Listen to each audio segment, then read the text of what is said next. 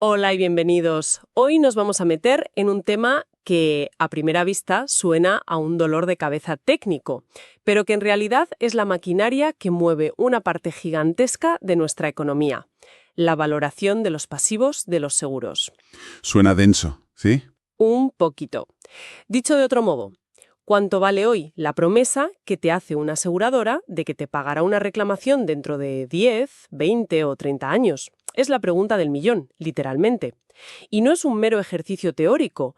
Como una aseguradora responde a esa pregunta, determina las reservas que debe guardar, el capital que necesita para operar y, en última instancia, si es solvente o no. Claro. Si se equivocan en ese cálculo, las consecuencias pueden ser sistémicas. Exacto, totalmente. Y para navegar estas aguas profundas, tenemos un documento académico de Christoph Mir, Valoración coherente con el mercado de los pasivos de seguros mediante el coste de capital. Nuestra misión hoy será ver si de verdad nos lleva a alguna conclusión útil para el mundo real, porque promete revelar algunas sorpresas mayúsculas. Es un buen punto. El documento es denso, pero su fuerza radica en que intenta construir la lógica desde cero, sin aceptar los atajos habituales. Y como veremos, esos atajos que se toman en la práctica pueden ocultar problemas muy serios. De acuerdo, pues empecemos por el principio. El estándar actual en Europa es el marco regulatorio conocido como Solvencia II. ¿Cómo aborda esta cuestión? A primera vista parece bastante lógico. Sí, sobre el papel es sencillo. Dice que el valor de esa promesa futura es la suma de dos componentes: la mejor estimación y el margen de riesgo. ¿Correcto? La mejor estimación es bastante intuitiva. Es el valor presente de todos los pagos futuros que la aseguradora espera hacer. Una media, vamos. Eso es. Se cogen todos los siniestros posibles, se ponderan por su probabilidad para sacar una media, y se descuenta ese valor al día de hoy usando un tipo de interés sin riesgo. El valor esperado sin más. Y luego está la segunda pieza, el margen de riesgo. Suena como un colchón de seguridad por si esa mejor estimación se queda corta. Exacto. La realidad es incierta. Los siniestros pueden ser peores de lo esperado. Las inversiones pueden rendir menos. El margen de riesgo representa el coste de mantener un capital adicional, un colchón, precisamente, para cubrir esos escenarios adversos. Y claro, ese capital extra tiene un coste. Pues claro, los accionistas que lo ponen exigen una remuneración y ese coste se traslada al valor del pasivo. Hasta aquí todo parece tener sentido, pero el documento de Moore señala una grieta fundamental en esta lógica, concretamente en cómo se calcula ese margen de riesgo. Sí, en la fórmula. La fórmula depende de algo llamado requisito de capital de solvencia, o SCR. Y aquí es donde la casa de naipes empieza a tambalearse.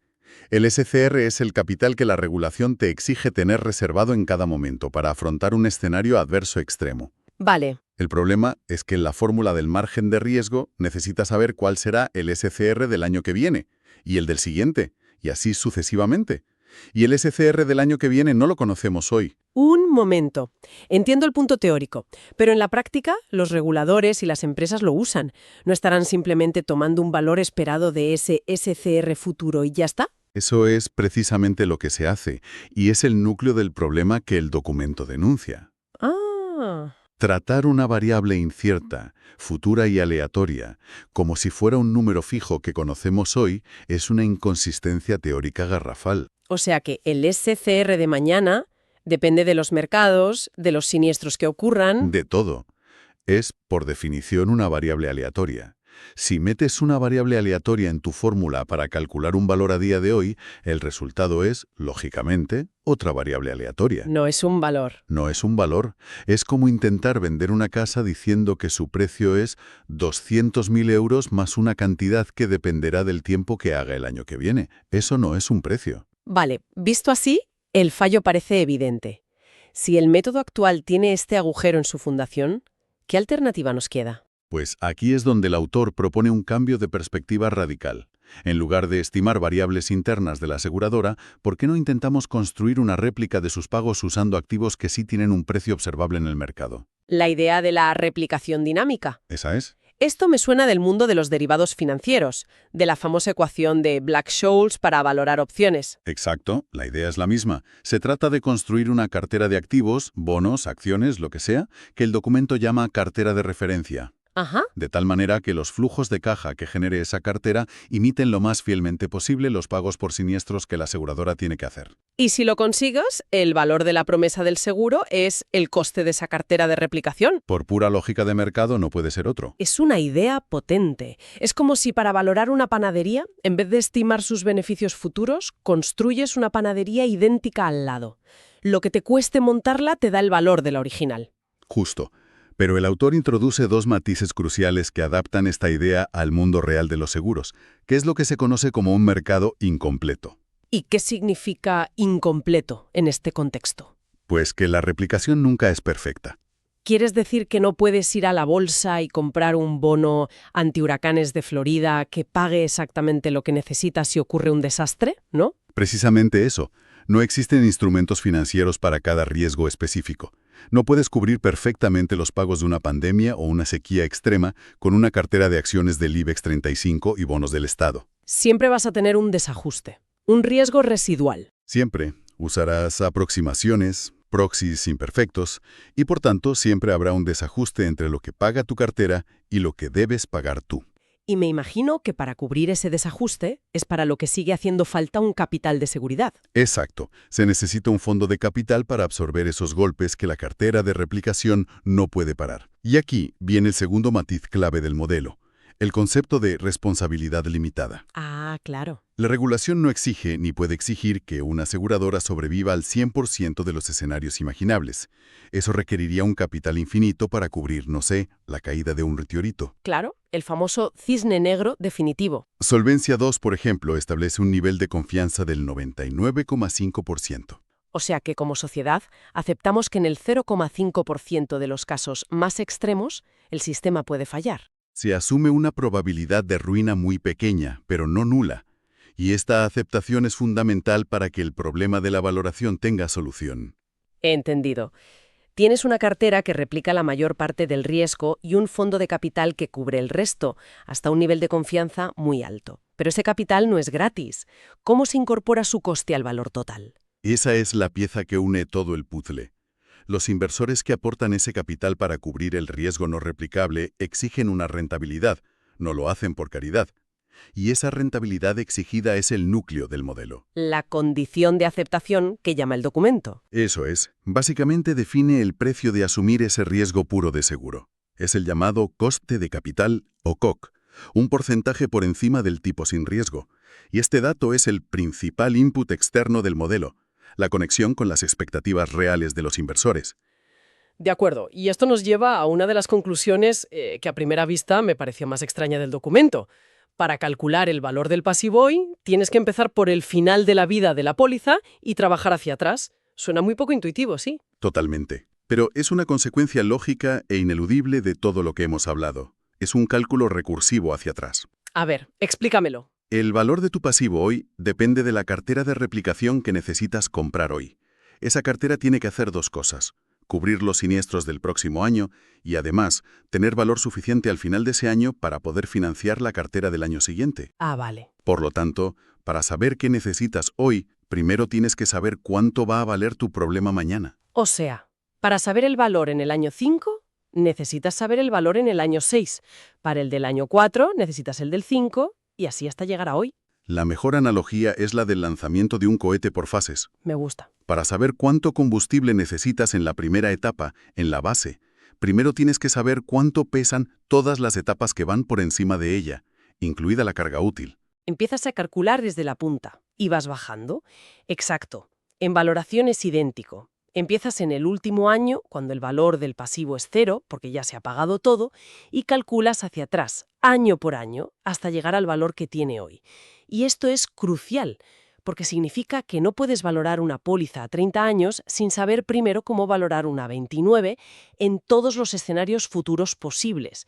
La complejidad computacional debe de ser enorme. Claro, y ahora se entiende por qué la gente busca atajos, aunque sean imperfectos. Esa es la razón. Pero lo que demuestra el documento es que esos atajos no son solo imprecisos, pueden ser peligrosamente engañosos. De hecho, bajo este marco, la división original entre mejor estimación y margen de riesgo se revela como algo artificial. El valor es una cifra única, integrada. Eso es. Pero el autor la reconstruye para compararla con el método estándar, Y demostrar un punto clave. La fórmula simplificada que se usa en la práctica no da el valor real. Lo que da es un límite superior. Un límite superior. Eso suena conservador, ¿no? Estarías reservando más de lo necesario, lo cual parece prudente. ¿Dónde está el problema? El problema es que ser conservador no es lo mismo que ser correcto. Si tu brújula siempre apunta un poco al este del norte, podrías pensar que es un error seguro.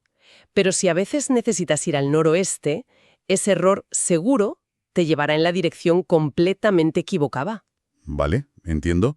Sobreestima el valor, pero de una forma que distorsiona la comparación entre diferentes tipos de riesgo. Justo. Y creo que aquí es donde entra el ejemplo numérico del final del documento, que es realmente revelador. Es demoledor en su simplicidad. Compara dos pasivos de seguro hipotéticos, llamémosles pasivo 1 y pasivo 2. Vale. El autor los construye de tal forma que el valor total esperado de los pagos y el riesgo total, medido por la desviación típica, son idénticos en ambos. O sea, en papel son iguales. Iguales. La única diferencia es el tiempo. El pasivo 1 distribuye sus pagos a lo largo de 2 años, mientras que el pasivo 2 concentra todo su pago en el primer año. Vale, déjame adivinar. La intuición y, supongo, el cálculo simplificado me dirían que el pasivo 1, el que dura 2 años, es más caro de cubrir. El riesgo se extiende durante más tiempo. La incertidumbre dura el doble, Necesitas mantener capital bloqueado durante 2 años en lugar de 1. por lo que el coste de ese capital debería ser mayor. Correcto. Esa es exactamente la conclusión lógica bajo el enfoque simplificado de Solvencia 2. Como el riesgo está presente durante 2 periodos, acumulas 2 años de coste de capital, haciendo que el pasivo 1 parezca más caro. Y el cálculo de ese límite superior que mencionabas lo confirma. Confirma esa intuición, ¿sí? El límite para el pasivo 1 es mayor que para el pasivo 2, pero me da la sensación de que aquí viene el giro de guión. Aquí viene el giro. Cuando se aplica la fórmula recursiva exacta, la que trabaja hacia atrás, el resultado puede ser el opuesto. ¿Cómo? El documento demuestra que para tasas de coste de capital bajas o moderadas, es decir, en un entorno de mercado normal, el pasivo 2, el que se paga todo en el primer año, resulta tener un valor más alto, O sea, ¿es más caro para la aseguradora? mucho más caro. Espera, me estás diciendo que el resultado se invierte, que el pasivo que intuitivamente parece más seguro y corto es en realidad el más caro. Eso es. Eso va en contra de todo lo que uno pensaría sobre el riesgo a lo largo del tiempo. ¿Cómo es eso posible? Es posible por la interacción sutil entre el coste de capital y el descuento a valor presente. En el pasivo 2, todo el riesgo se concentra en el primer año, Vale. por lo que necesitas una gran cantidad de capital de golpe, y el coste de ese gran capital durante un año, aunque solo sea un año, tiene un impacto muy grande en el valor presente. Ya veo. En el pasivo 1, el riesgo está más repartido. El capital necesario el primer año es menor, y aunque tienes un segundo año de coste, ese segundo coste se aplica sobre un problema más pequeño y además se descuenta desde más lejos en el futuro. Con lo que su valor presente es menor. Claro. La simplificación ignora estas dinámicas de descuento y simplemente suma los costes de forma lineal, lo que lleva a la conclusión errónea. O sea que una aseguradora que use el método simple podría estar cobrando una prima más alta por un producto a 2 años, pensando que es más arriesgado, cuando en realidad el producto a 1 año le está costando más. Le cuesta más en términos de capital y valor presente. Están mirando el termómetro equivocado. No es un error de redondeo, es un error de base. Exactamente. Es un error conceptual que puede llevar a una mala gestión del riesgo y a una estrategia de negocio equivocada. Podrías estar incentivando la venta de productos que crees que son menos arriesgados cuando en realidad están consumiendo más valor económico. Estás pilotando tu empresa con una brújula que bajo ciertas condiciones apunta al sur cuando debería apuntar al norte. No se podría decir mejor. Impresionante. Bien, recapitulemos para asentar las ideas. ¿Qué nos llevamos de este análisis en profundidad? A ver, Primero, que el método estándar de mejor estimación más margen de riesgo tiene una debilidad teórica importante al tratar una variable aleatoria futura como un número fijo. segundo, que un enfoque basado en replicar los pagos del seguro con activos de mercado, aunque más complejo, ofrece un marco teóricamente mucho más sólido y coherente. Tercero, que para que este marco funcione en el mundo real, hay que aceptar 2 cosas. Que la replicación nunca es perfecta, lo que exige fondos de capital, y que la solvencia tiene un límite, el principio de responsabilidad limitada. Y por último, la conclusión más potente. que el cálculo correcto debe hacerse hacia atrás en el tiempo. Y que los atajos y simplificaciones, aunque convenientes, Pues pueden ser tan engañosos que llegan a invertir el orden de qué riesgos son más caros, con implicaciones enormes para la gestión y la estrategia de una aseguradora. es un recordatorio brutal de que en el mundo de las finanzas complejas la intuición a menudo nos engaña y los detalles matemáticos importan, y mucho. Sin duda. Y el documento nos deja con una pregunta final, casi filosófica, para la reflexión. Si al final el valor de una promesa de seguro depende de la condición de aceptabilidad de un inversor, es decir, de la prima de riesgo que el mercado exija, Y de los activos que tengamos disponibles para intentar la replicación. exacto, ¿existe realmente un único y objetivo valor coherente con el mercado? O dicho de otra forma, ¿es una propiedad intrínseca del pasivo que estamos midiendo o es en el fondo una cifra construida que depende de las herramientas y las asunciones del modelo que usamos para medirla? Exacto. Nos obliga a cuestionar la propia naturaleza del valor en las finanzas. Quizás no es una verdad platónica que descubrimos, sino una construcción social que depende del apetito por el riesgo y de la tecnología financiera disponible en cada momento, Nos fuerza a ser mucho más humildes sobre la precisión de nuestras cifras. y a ser conscientes de los supuestos que la sustentan. Una idea poderosa para terminar.